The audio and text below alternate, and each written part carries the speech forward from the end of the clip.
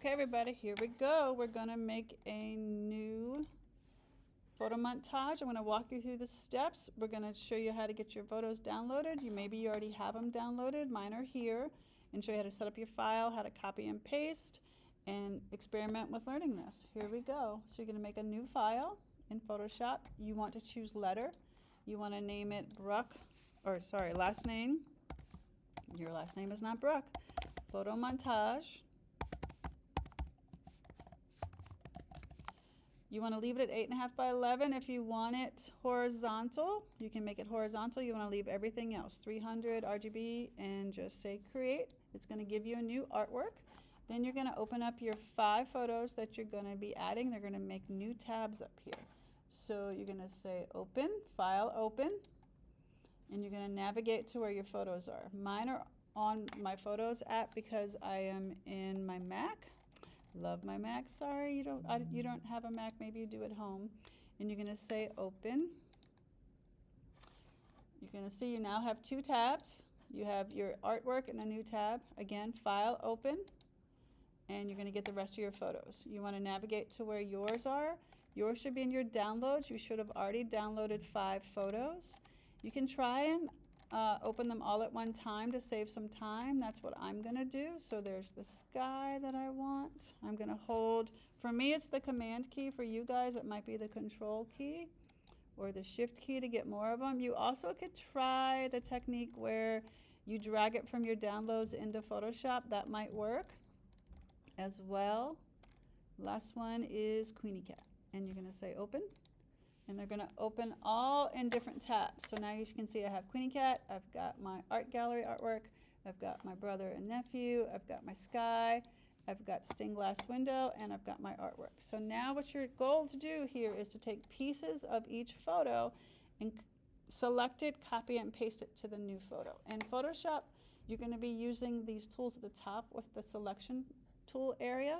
All right, and we're going to be starting with this one right here called the quick selection tool on the sky, because I find that this one is the easiest to use because all you have to do is click and drag. If it's something that's different than everything else like that is easy to select.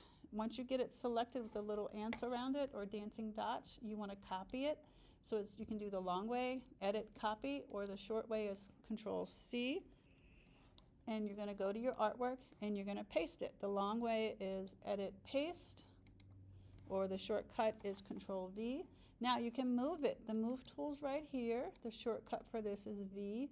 You also can turn it. You can make it smaller. You can make it bigger.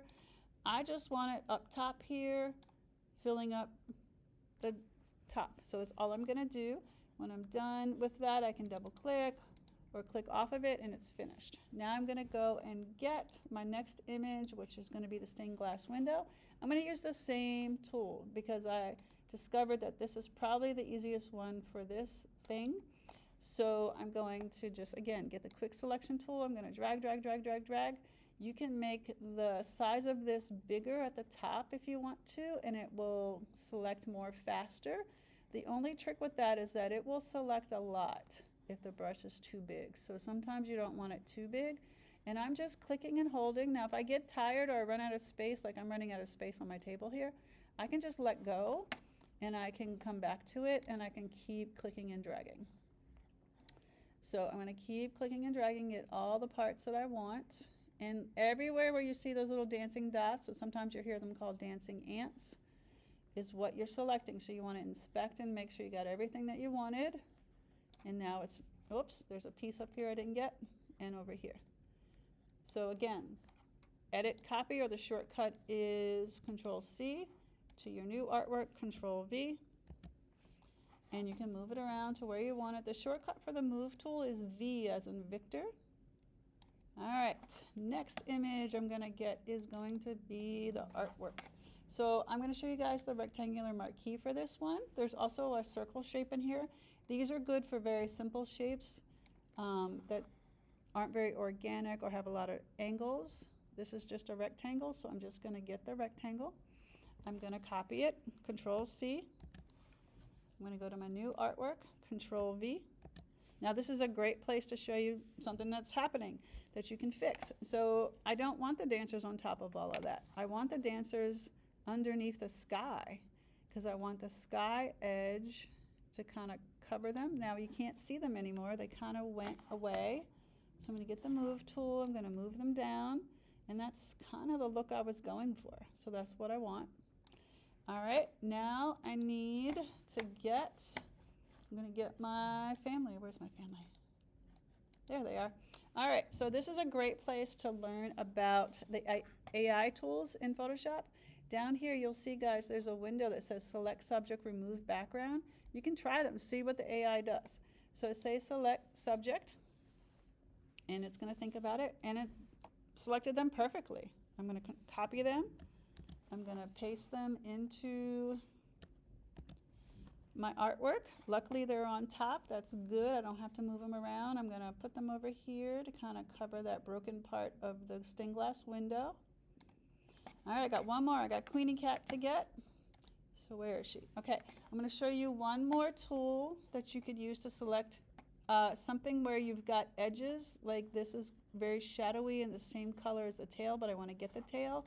And this is also kind of the same color, and when you go to select that with other tools, it might not get just the cat, which it did for me. It didn't work very well.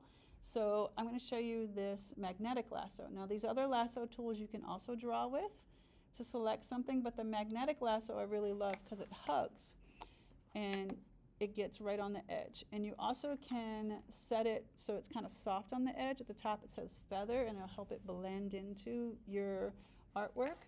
And I want to make her fuzzy on the edge because she's going to be kind of sitting up on the sky, and I want her to blend into the sky. So you just click one time and you start dragging. Now when you have sharp turns, what the magnetic tool is good for is you click one time and it will get that sharp turn. So then I just have to drag the rest of the time. At the tip of her ear it's a sharp turn, so I'm going to click there. Now here it's she's dark and the shadow is dark, so I'm going to click and tell Photoshop, don't get the shadow, just get her.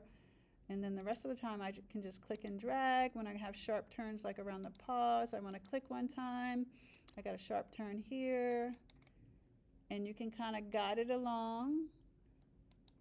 And you do have to keep your mouse going the whole time for this. Like if you get your mouse going and you accidentally go elsewhere, it's going to select that. So you kind of have to stay right on target on the thing that you're trying to select.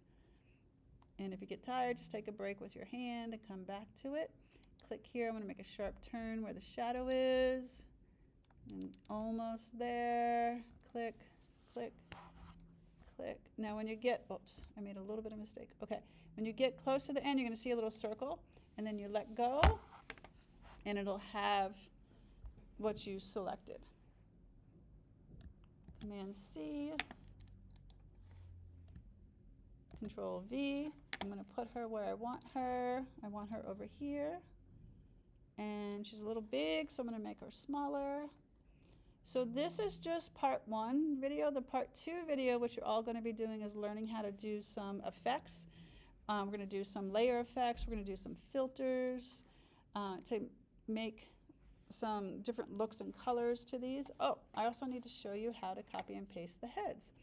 So we're going to use another cool thing. If you want to try using the selection brush tool where the magnetic lasso was, this one allows you to paint over something and copy and paste it right inside that image as well. So I'm going to brush over top of my brother's face and his head. Now you can make this brush bigger or smaller at the top. You want to treat it like a coloring book. And I'm just going to paint over his face, get all of it. Now I made a little bit of mistake. So I can either fix that now, redo it, or I can fix it later with the eraser tool. If I do Control C right here and Control V, you'll see that it pasted his head. It's over here. But the problem is that you can't see it. So there it is. You have to move it. There's actually a second head there. All right, guys, you're going to make a great one. I can't wait to see yours.